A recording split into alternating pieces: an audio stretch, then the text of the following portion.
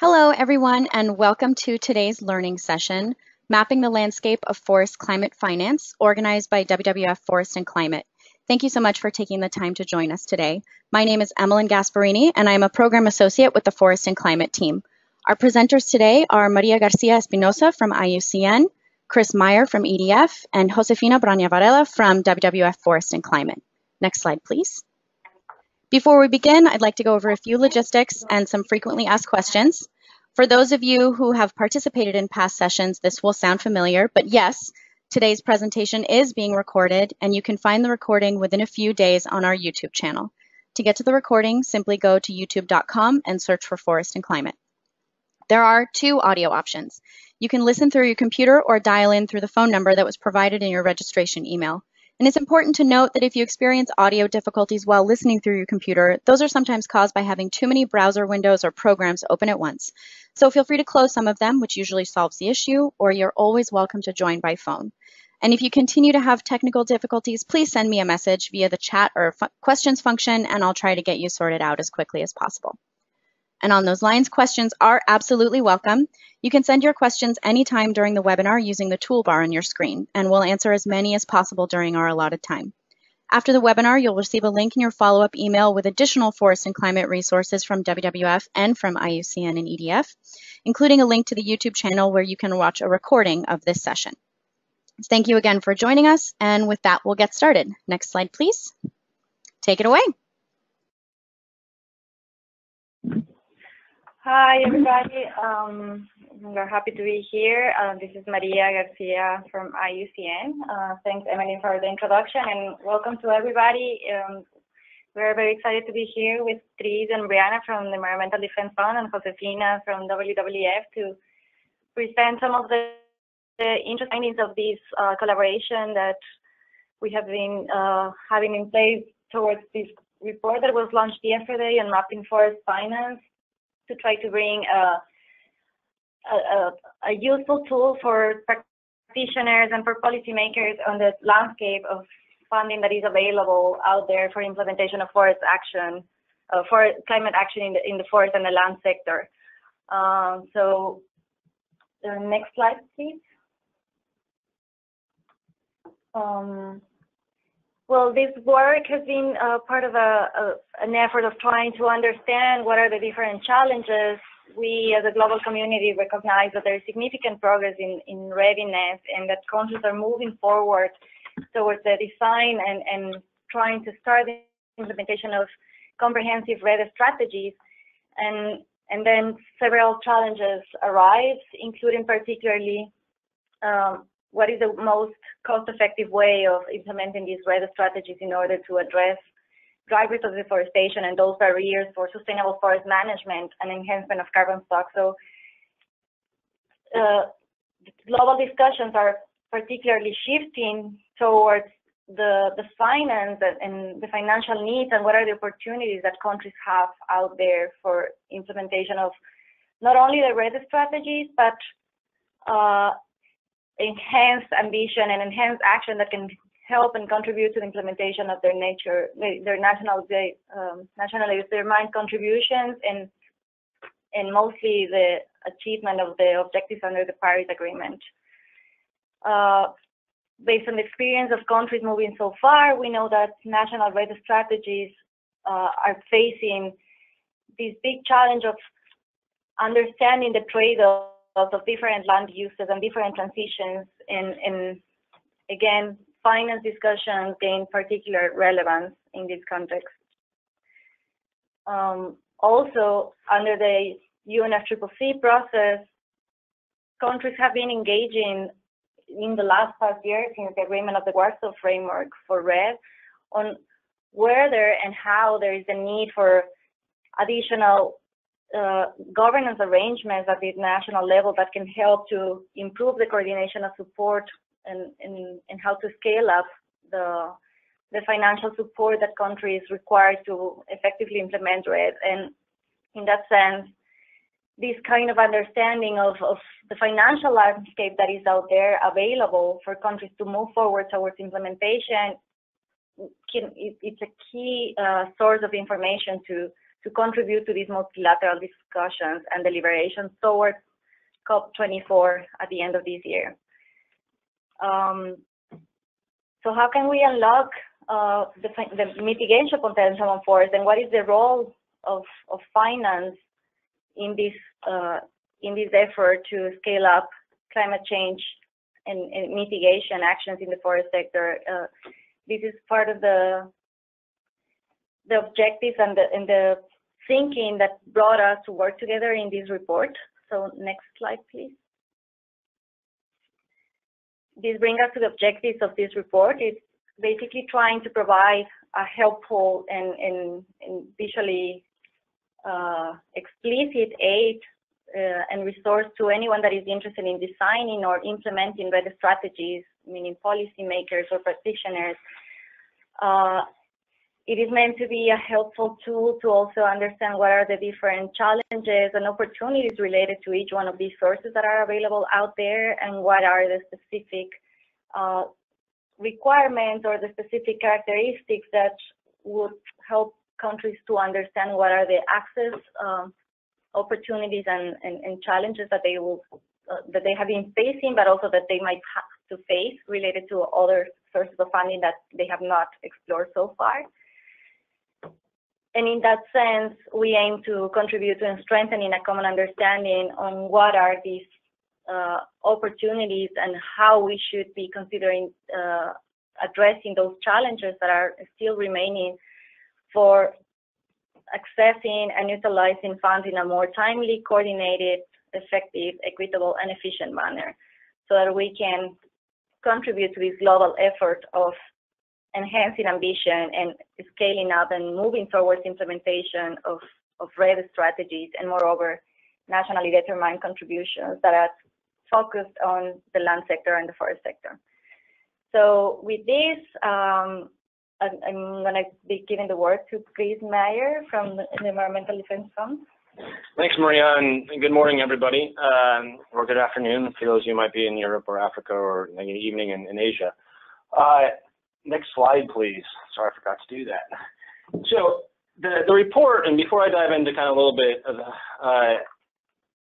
the exact details on how we analyze all these different sources, but the report overarching is getting focused on a scale too that is not at the subnational and national level, because we're talking a lot about and thinking about the Warsaw Framework for REDD+ here, and not necessarily REDD+ projects. Well, we do some analysis around REDD+ projects as a potential source and support for subnational and national level. We do not get into the details on financing that level of activity. I think that's a key thing to recognize here. Additionally, we structured it and then organized it in the 3 phases of REDD+, which please bear with us in the sense of, there's not exact definitions of these, and we did not try to set these, but kind of, broader understanding of what they might be. Some things might have been slotted in one place, and you might disagree with that. Sorry, please feel free to move it into the next one. But again,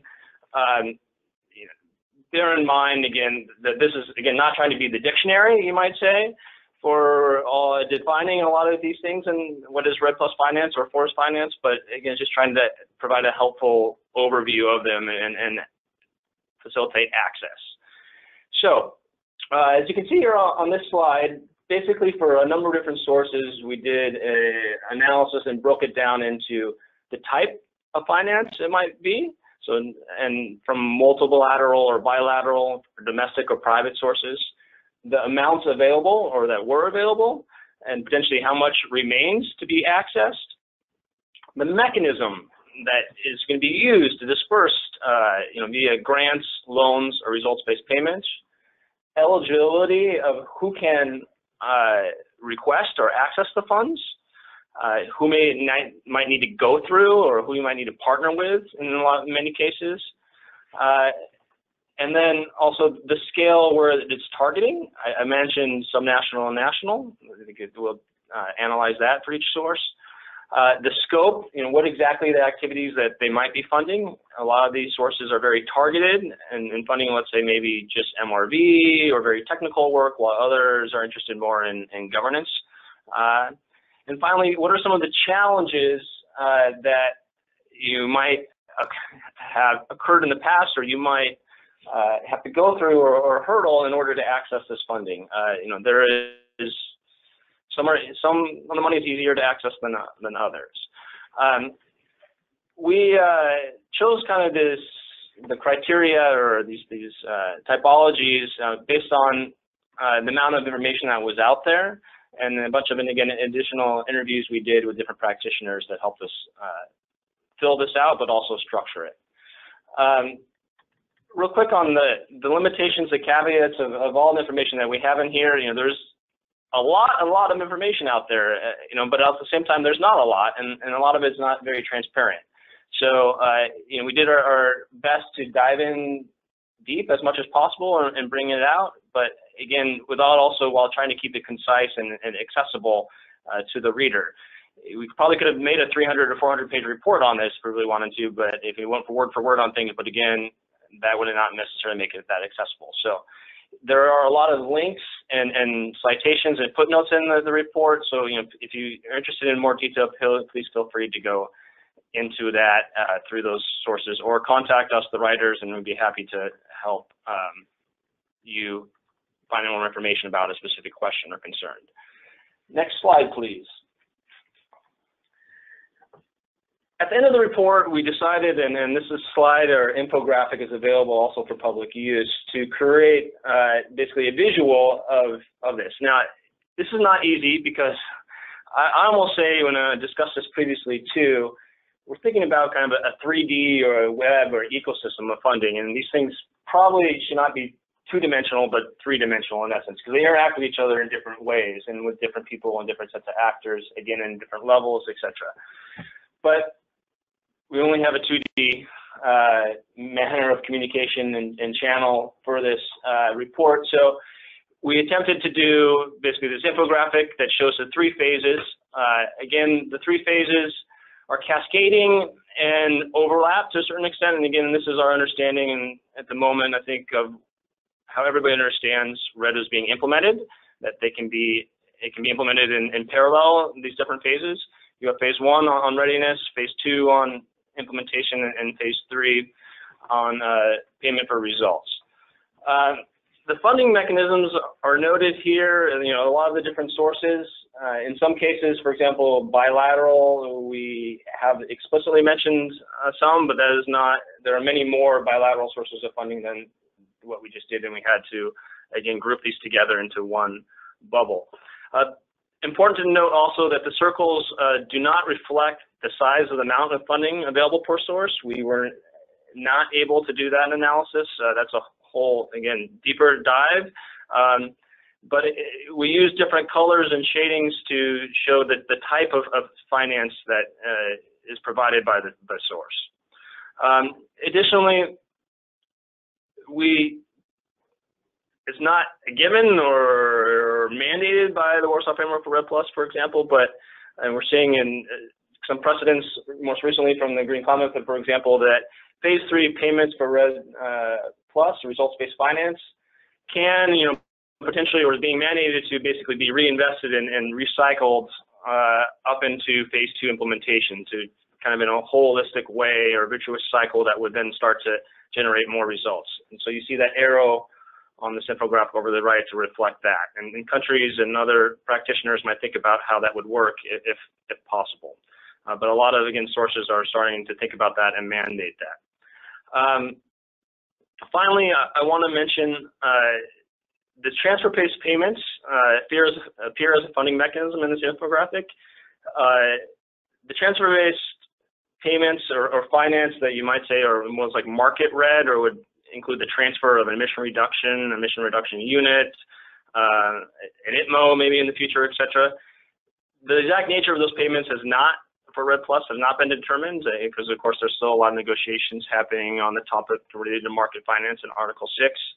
And so a lot of that is TBD, but because it is an active negotiation at the moment, and a lot of other sources are potentially providing that, we felt it needed to be reflected in the infographic. Okay, and then just finally, again, a concrete example of here, I will go to the Forest Carbon Partnership Facility bubble in phase 1, the FCPF. You can see there's what we call the readiness funds. And this is all grant financing that's being used to support a number of different countries in preparing their national readiness plans, creating MRV systems, safeguards, national strategies, etc. Does not necessarily flow down to phase 2 because it's not considered necessarily direct funding for phase 2. But in phase 3, the FCPF has what's called the Carbon Fund that is going to be piloting transfer-based, results-based finance or results-based payments, some of it potentially with transfer-based finance credits. And again, that's then reflected by those two different typologies of funding, the transfer-based payment and the results-based payment. All right, next slide. So we did do a little bit of analysis, and this is more of a laundry list that you'll find at the end of the report, and these are a couple of the challenges and opportunities that we found after discussing the topic with, again, a lot of experts over the last couple of months. And importantly, there are a lot out there. I think some are more relevant to different contexts and different actors, and we need to understand that. But I picked out a couple here to basically, I think, that were a little bit more interesting and maybe a little bit more relevant to more people. But for phase 1 and readiness, there is the challenge of, I think, a lot of domestic level creating cohesive REDD+ strategies and financial strategies, at the domestic level, at the REDD+ country level. So this, would probably be included in a national strategy for REDD+, but we haven't seen a lot of those yet, and it's making it hard to coordinate and access finance, especially for a number of countries and the actors in those countries. At the same time, there is an opportunity for creating formal platforms, between government, civil society, and the private sector to exchange information, transparency, and information at the country level. And again, a lot of the funding for some of these national readiness in phase 1s from, let's say, the UN REDD program or the Forest Carbon Partnerships Facilities Readiness Fund is providing finance to do that. For phase 2, we see a lot of challenges for international donors who tend to place a greater emphasis on the results-based payment or phase 3 rather than implementation. And this means that there's not actually a lot of money, unfortunately, for finance the activities and policy changes for implementation to generate the results. I think this is a broadly shared observation and challenge and from all different stakeholders. I think that's, of course, also a general thing in life in general. We all like more money to do what we need to do. So we need to keep that, I think, limitation and general observations also in consideration. At the same time, I think there is a growing recognition that there are lots of sources of finance out there for phase 2 implementation from different sectors, especially the agricultural sector. And we need to start to think about how to, I think this new phrase is great, shift the finance from gray to green. So this is maybe some subsidies at the national level for agriculture that could be shifted to consider the forest conservation aspects of the subsidy, but also a lot of the investments from the private sector into a lot of the agricultural activities that are driving deforestation in many countries, such as the soy, beef, palm oil, and pulp and timber. How can those investments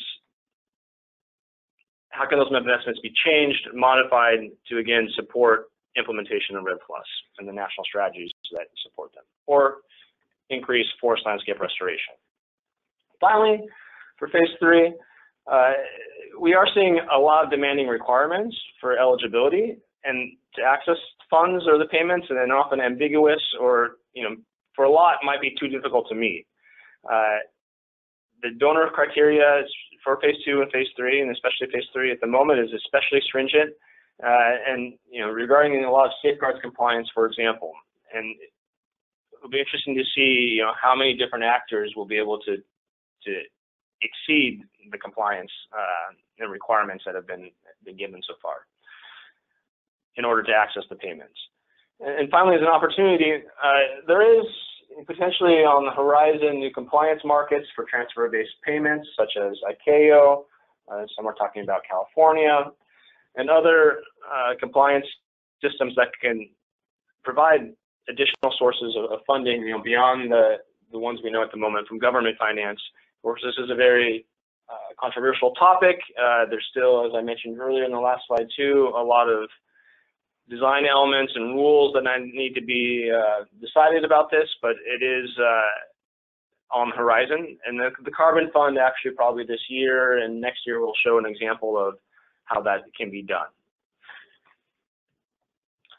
Okay. So that was my next slide, please. That was my last slide. I'd like to hand over the presentation to my esteemed colleague, Josefina Brania Varela of WWF. She's the Senior Director of Forest and Climate. And she's going to close up the presentation, or the formal presentation part, with some observations on next steps that need to be done regarding forest and climate finance. Josefina? Thank you so much, Chris, and hello, everybody. Thanks for joining us today. I think what we just heard from Chris' presentation is that the landscape for finance on the forest and climate agenda has been broadening in the past few years. I think what we saw 10 years ago, it was mainly finance for readiness and to set up the enabling conditions and to finance capacity building and governance issues in the national agendas. And what we've seen in the past few years is how this landscape has been evolving from this type of activities that are more considered the enabling conditions or building blocks towards a more differentiated financial landscape with sources that may not be the classic sources of funds for forest, which is, I think, it's great to see. But there are still some challenges remaining, and I want to focus on some things to consider moving forward and keeping the discussions going on forest and climate finance. So first of all, I think we have to acknowledge that we still have challenges in scaling up finance.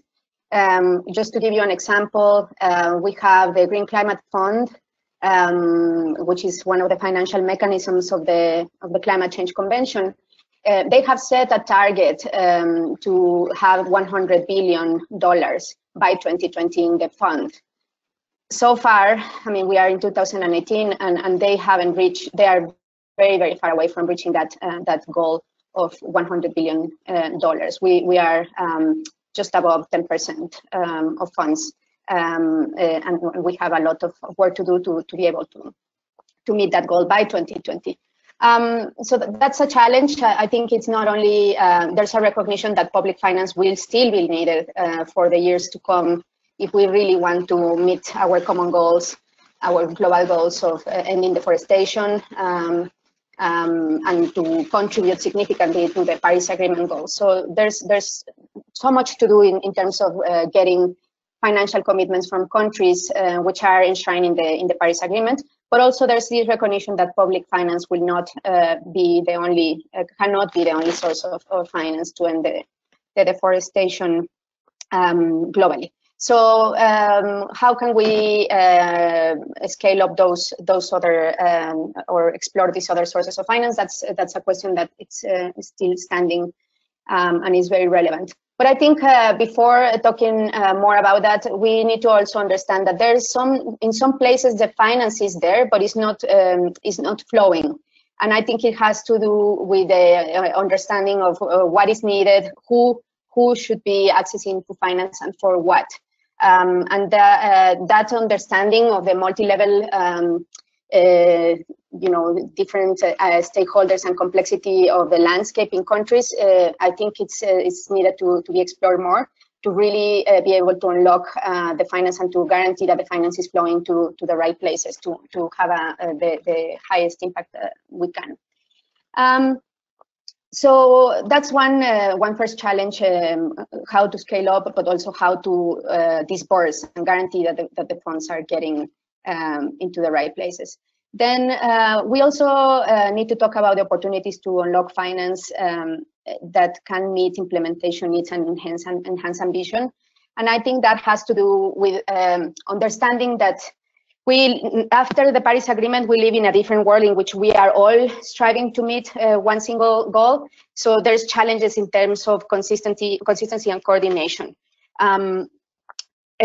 Chris mentioned that there's sometimes complexity in terms of different requirements, different conditions that need to be met, and sometimes countries, tropical forest countries, need to be meeting several requirements that may cause some inefficiencies.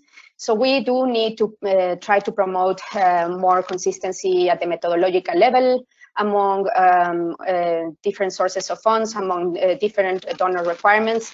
Try to facilitate access and deployment of funds as much as possible, and try to streamline these conditions as much as possible so access to finance is more efficient.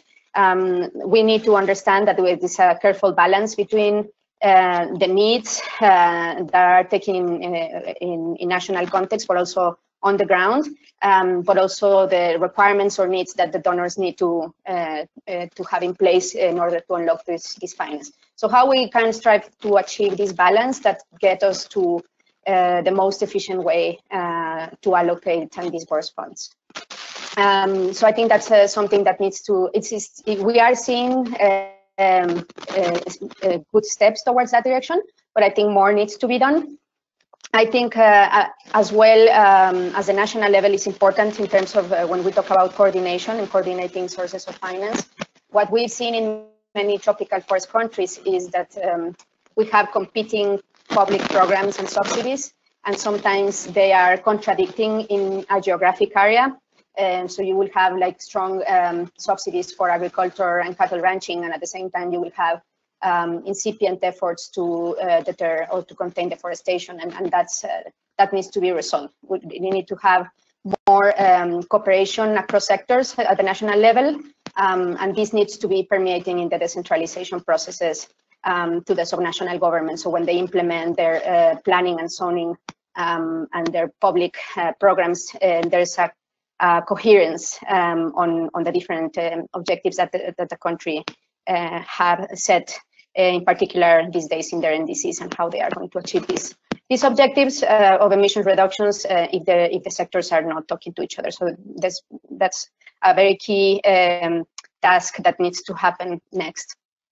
And then, related to that, how we can promote more alignment between non-state actors and government actions. How we can stop acting in different corners without communicating and looking for synergies, and how to bring non-state actors to the climate action in a way that help us green land use budgets and the commodity production. Many of you have heard lately that there's more and more efforts to take deforestation out of supply chains. And I think the role of the private sector here is going to be crucial. But what we are facing right now is that private sector and public sector, or the international regime and the efforts of the private sector are not, the language is not the same. They are not talking the same language. It's different. It's difficult to connect efforts towards the same goal. So something needs to happen there in terms of promoting more, finding a way or a channel to unify efforts towards the same goals that we now have under the Paris Agreement.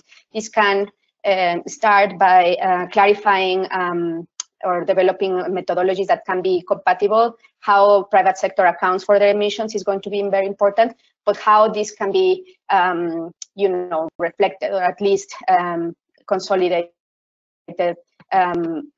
in front of national accounting frameworks as well, because we want to have an effort that it goes globally and that helps us reduce emissions globally, but we need to have a system that allows us to understand if we are being ambitious enough in who is doing what, and I think that kind of transparency and understanding of the two different worlds can help us be more ambitious and more efficient as well. Just want to remind a message that we normally convey in our webinars, and for us it's very important to see REDD+ as a huge opportunity to catalyze more ambitious and sustainable climate action, but it is not necessarily, it should not be necessarily seen as an end in itself. We've never seen REDD as the end of the road, and just to do REDD for the sake of having, I don't know, just produce carbon credits, as Chris mentioned, with the aim to have a future market of compliance. We don't know if that will happen, but what we've seen, and it's very important, is to understand the REDD opportunity as a catalyzer to move forward with addressing deforestation and degradation. Finally, I think, how we can shift the debate from reducing deforestation to a broader discussion on low carbon and sustainable landscapes. This is very important because we cannot save the forest from within the forest. We understand that main drivers of deforestation and degradation are outside the forest sector in many cases. So we need to go beyond talking amongst ourselves in the forest sector and reach out to these other sectors where there's potential for efficiencies, for collaboration. And this is not only because forests are nice to see, it's because they are a fundamental pillar for local economies and for livelihoods.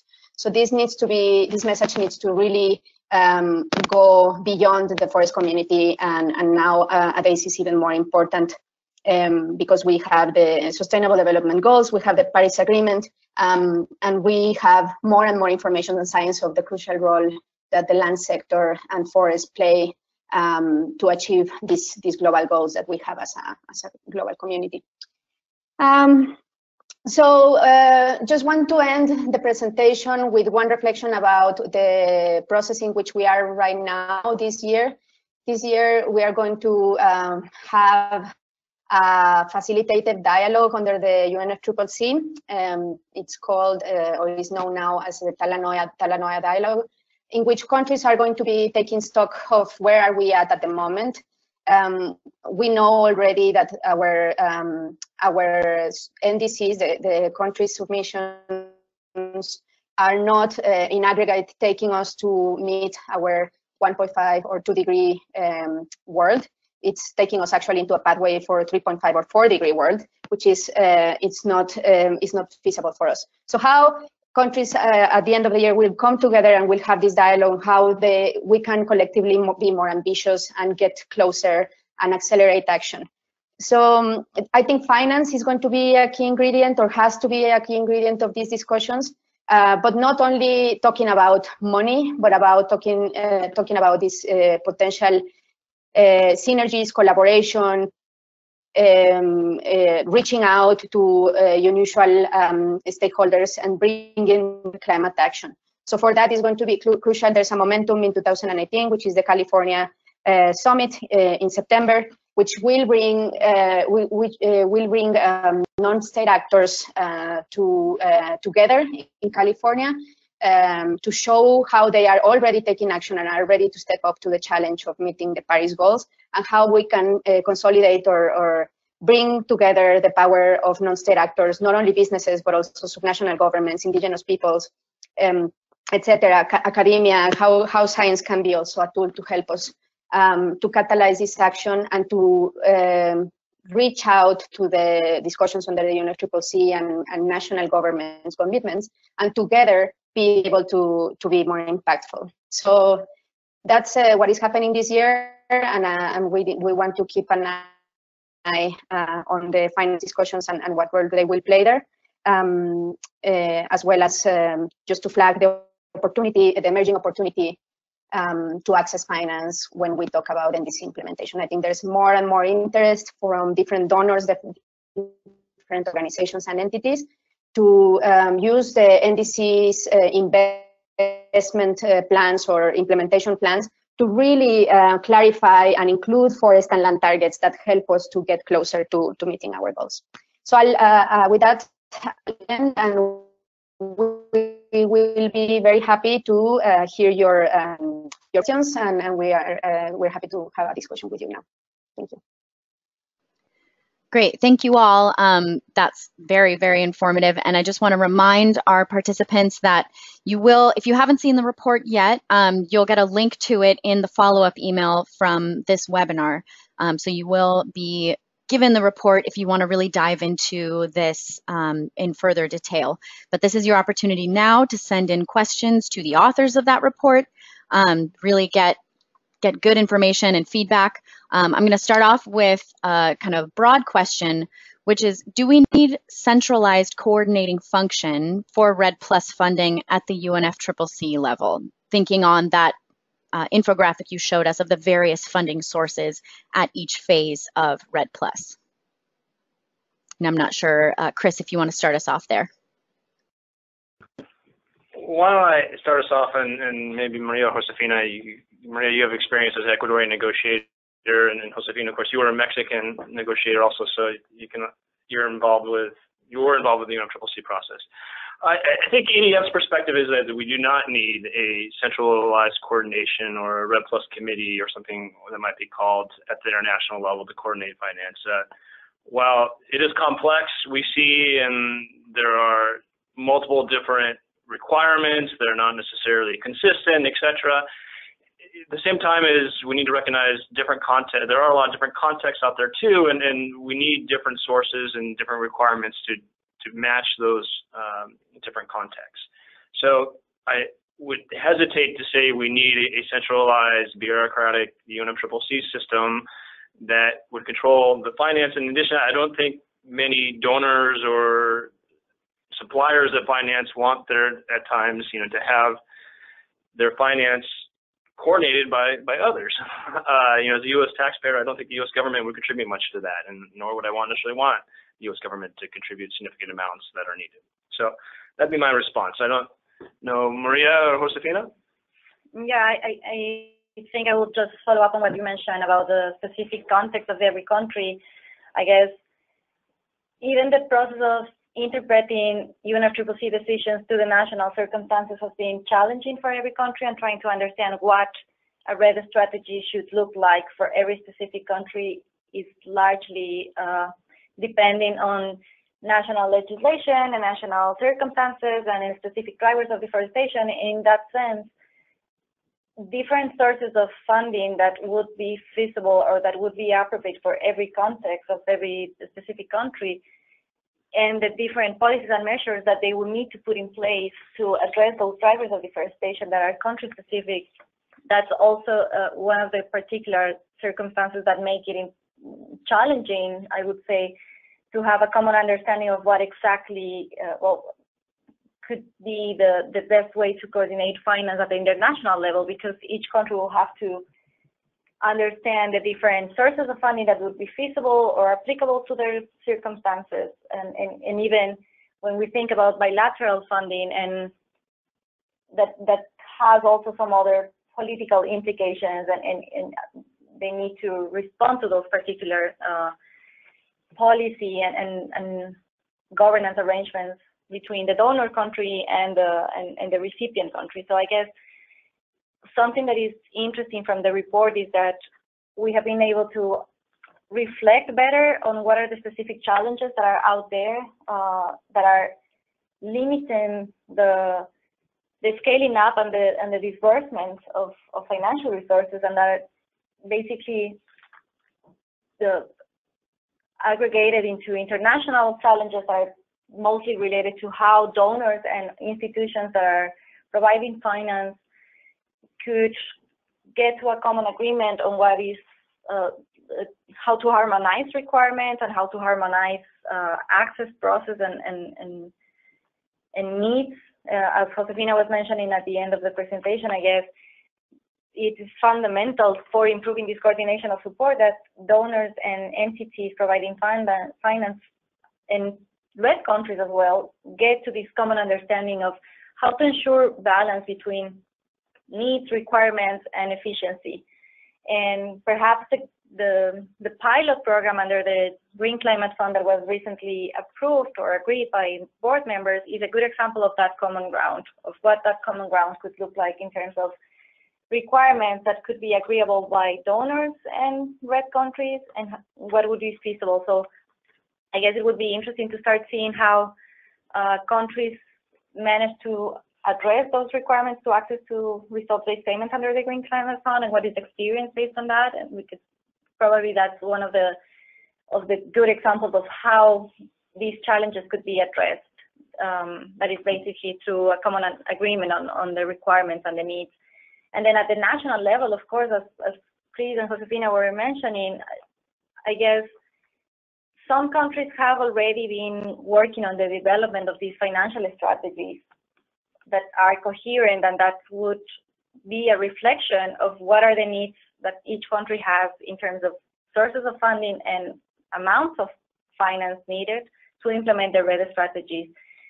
So having this cohesive and comprehensive REDD strategy supported by a financial strategy is also a good way in which some countries have been managing these challenges of addressing the coordination of the support they receive. So in that sense, though, I guess we look forward to seeing how discussions under the UNFCCC evolve in this context, but hopefully some of the findings and the key messages that the report is providing could contribute to that discussion. Thanks, Maria. Evelyn, you got another question? I do have another question. We get a version of this question whenever we talk about REDD Plus finance, and so I'm gonna pitch this to Josefina because I know she's very practiced at answering it. But Maria and Chris, if you want to weigh in, please by all means do so. But this question is: are any of these funding sources available for individuals or small startups looking to prototype new technical products meant to help combat deforestation? So who is eligible for these funds? Thanks, Emeline, for that question. And I think Chris, in the typology and explain, and you can see in the report that we try to show the eligibility criteria for each of the sources of finance. What we are talking about is, in general, REDD Plus finance. REDD Plus has evolved and was enshrined in the Paris Agreement as a national commitment. It is not obligatory for countries to participate, but if they participate, they are acquiring a national commitment. Therefore, and I guess also in terms of needs for coordinating the support, the national governments are normally the ones that are eligible to access these sources of finance. When we talk about bilateral finance, obviously it's a national government with a donor country that will do, the accord or the agreement with the FCPF or the multilateral organizations like the Global Environmental Facility or the GCF. Is also the national government that goes and presents a proposal. That doesn't mean that they cannot be associations and that private sector or small projects or individuals can access to finance, but for this, the type of finance that we were talking, large scale, multilateral, bilateral sources of finance, I think the government is the one that speaks and is the focal point for accessing these sources. Now, more and more we're seeing the diversification of the financial landscape, and there could be other interesting opportunities when we start talking about non-state actors. I think there's companies that are interested in understanding more how they can green their supply chains, and that could be a different opportunity for individuals. But we have to make sure that there's alignment between all the action and there's a coordination and alignment between all the action that is happening in a country and their goals, and that system, each country, because the national context is very, very variable, as Maria was saying, will happen in different ways in different places. I hope this is useful. Yeah, and this is Chris. I just add, there are a number of different private sector investment funds out there that are looking to make investments with individuals or companies, you might say, to support, intensification of agriculture, that will drive, reduce pressure on deforestation frontiers, etc. Funds like the Anne Green Fund that got set up last year, Ophelia, are making, again, investments. These are venture capital or private equity investments into specific private sector actors in these agricultural supply chains. I would also say there are some government support, in addition to a lot of private sector support out there for technology, such as remote sensing and for monitoring, reporting, and verification, tracking the deforestation, new ways to use drones, etc. again, that are trying to better understand and provide information in those tools and platforms. Those flows are we're not talking tens of millions of dollars, probably millions of dollars. Again, we didn't try to add all those up, but yeah, there are various amounts out there, and I would say it's a growing, but not exponentially growing space. Thank you.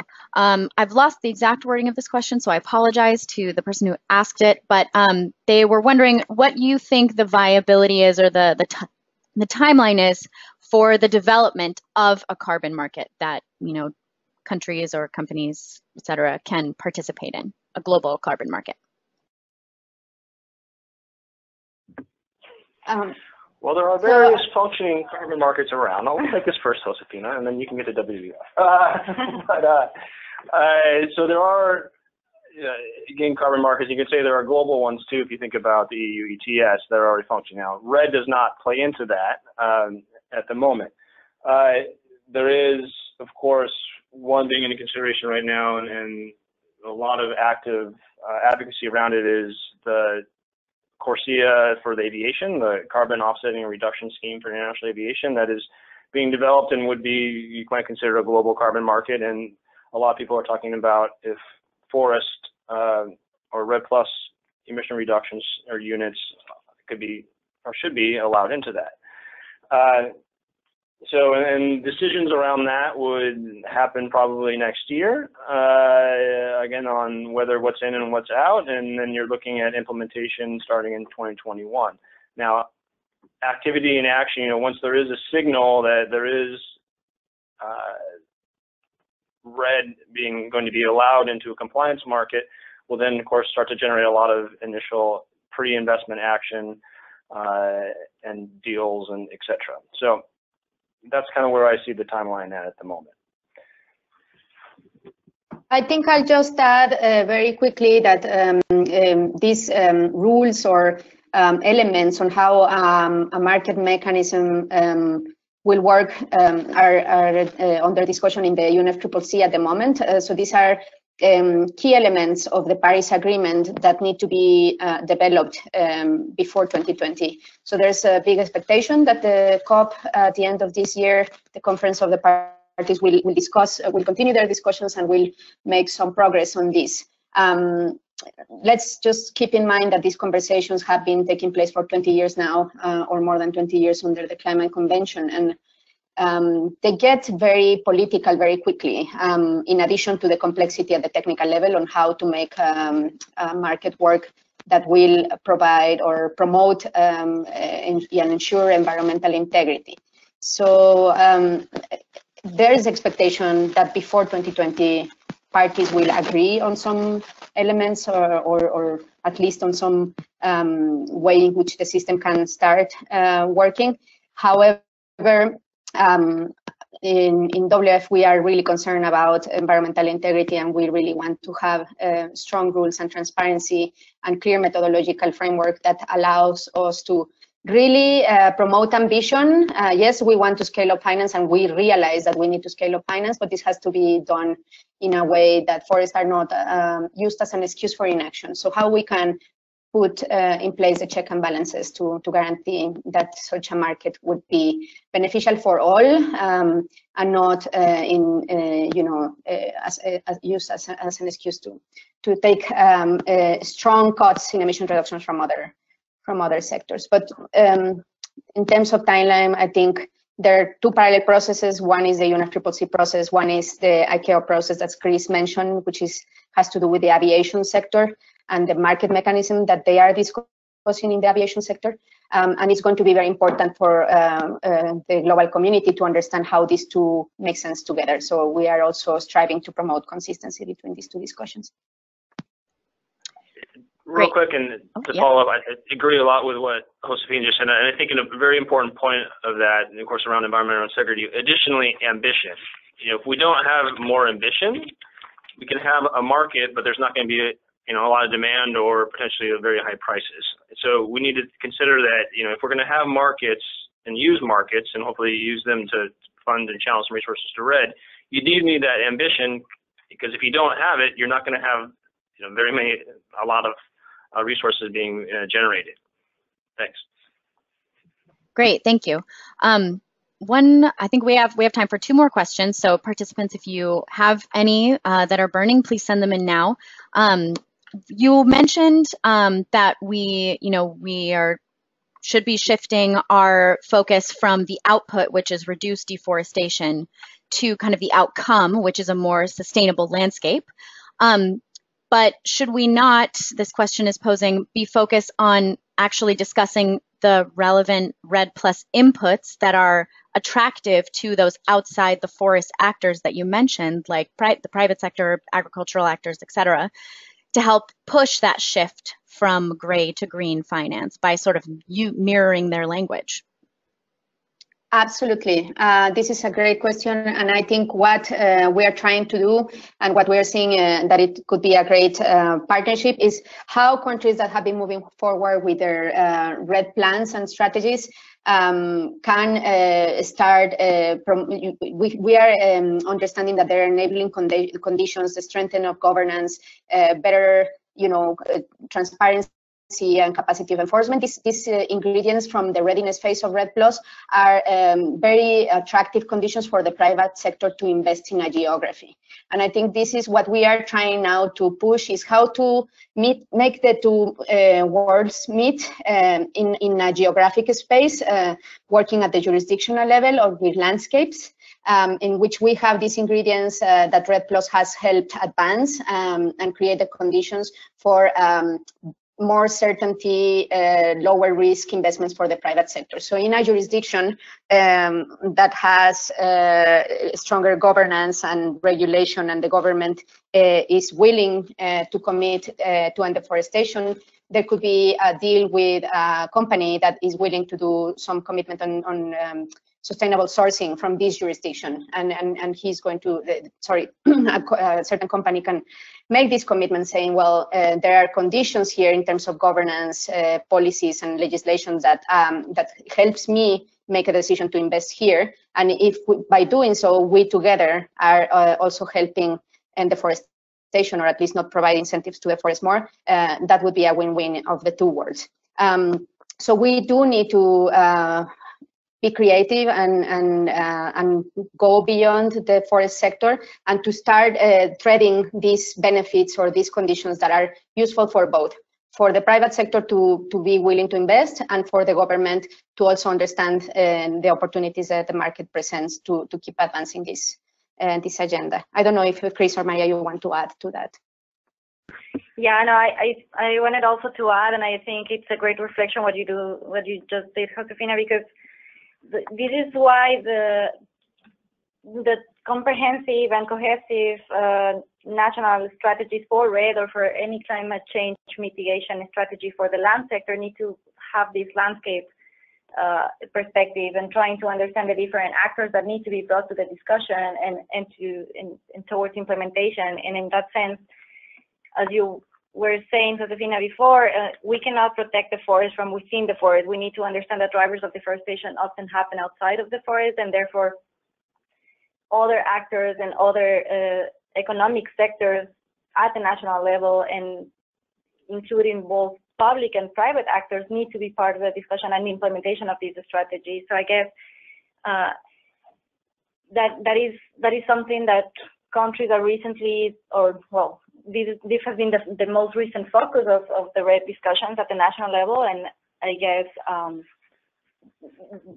it just gives us this clear message of why is it important to have this clear understanding of the different drivers of deforestation and how to address all of them in a comprehensive and integrated combination of land use policies that could be feasible. And that is perhaps one of the opportunities for opening the doors for domestic funding to be flowing and to be redirected in a more sustainable way to implement these land use policies as one of the sources that could complement these additional sources for results-based payments or for implementation as such.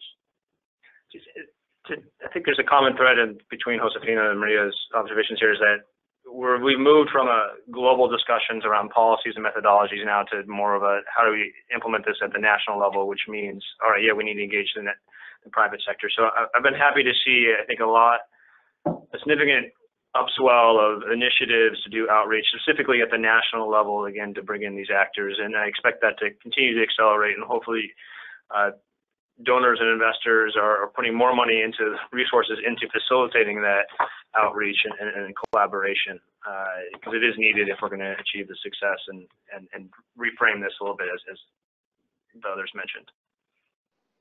Fantastic. So our next question is, can you tell us a little bit more about any connections between, this information that you produced in the report and what is happening with the New York Declaration on Forests and its global platform?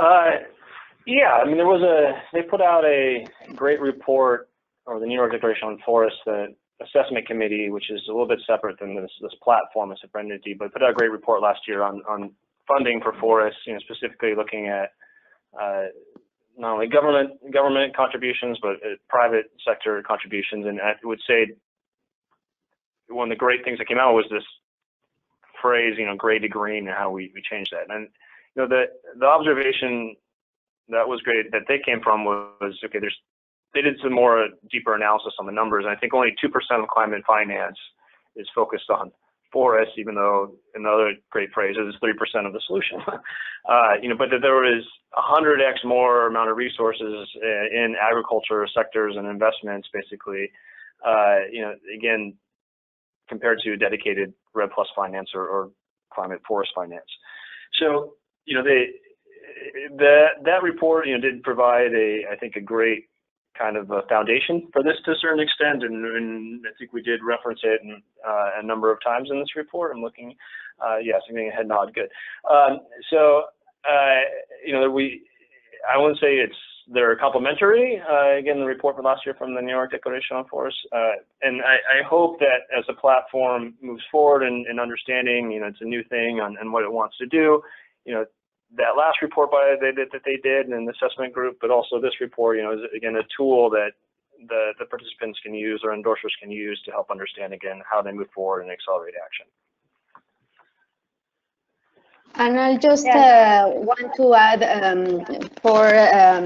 in the context of the New York Declaration and the fact that there's now a platform that will try to bring others to align with the goals or to adopt the goals of the declaration, but also to try to hopefully organize and coordinate a little bit what is happening to achieve each of the goals. I think that's important in terms of finance, because information and clarity is crucial for donors and different sources of finance to understand where the finance is most needed. So we know now that I think this is going to be the third year that we have the assessment report on how we are doing globally to meet the New York Declaration goals, and we know that there are huge gaps and needs, and we have a specific goal for the deforestation-free commitments from companies, which has inspired a lot of different pieces of analytical pieces to get information on what is happening, what is needed, but also goal 1, which is ending deforestation. We know that we are not quite there yet. So the fact that we have the common goals, I think it helps us as a community to be a little bit more organized and to align towards a same vision and same set of goals, and also to produce this information and to raise awareness of the need of scaling of finance, because as Chris said in the report, they are very clear that only 2% of the finance out there is coming to forests, when we know that forest and land can be 1/3 of the solution for climate change. Great. Maria, did you want to chime in on that last one? I thought I heard you. No, I was going to mention something similar to what Josefina already said, that I guess the two reports could be seen as complementary tools, in the sense that whereas this report has been focused on having this mapping exercise of all the financial sources that are out there, I guess the NYDF report on finance brings some specific and in-depth information on what are this big mismatch that is out there between the mitigation potential that we all say that there is in the forest, and it's undeniable, this mitigation potential, and the role that forest and land sector has to achieve the climate objectives that the global community has, and the marginal amount of funding that is flowing actually for forest and climate action when compared to other mitigation funding for other sectors, but also all the amount of funding both from public and private and domestic resources that are flowing for unsustainable land uses. So I guess those two reports could be complementary in that sense of how to inform these more comprehensive financial strategies that countries need to put in place. Great, thank you. Well, we've actually come to the end of our time today. Next slide, please.